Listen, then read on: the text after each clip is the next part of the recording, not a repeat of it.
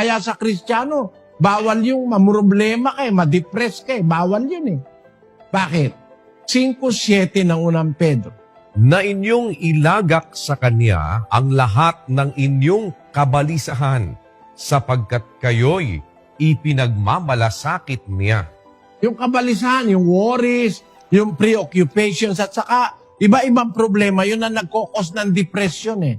Eh kung tumusunod ka sa Diyos, ilagak mo sa Diyos yung kabalisahan mo, sapagkat ipinagmamalasakit niya kayo, sabi ni San Pedro.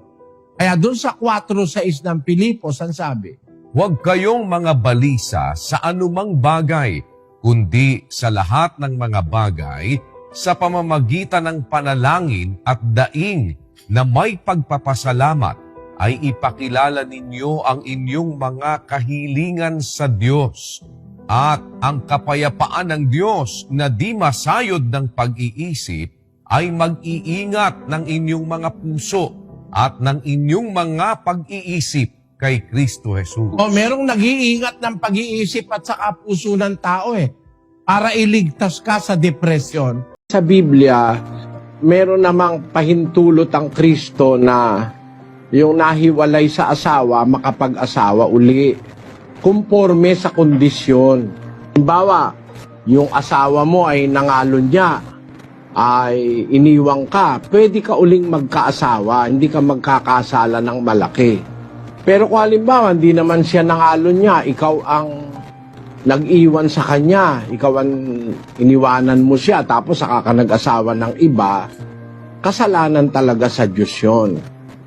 Basahin natin ang 19:9 ng Mateo, kapatid na Daniel.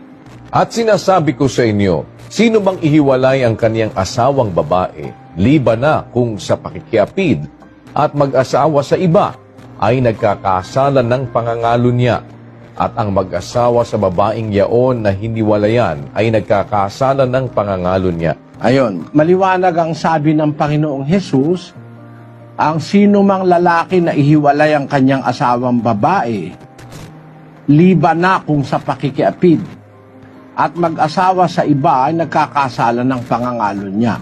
Kaya sinabing liban na kung sa pakikiapid, kung ihiwalay mo man yung asawa mo, dahil nakiapid siya, nag-asawa ka sa iba, hindi ka magkakasala ng pangangalo niya dahil siya may kasalanan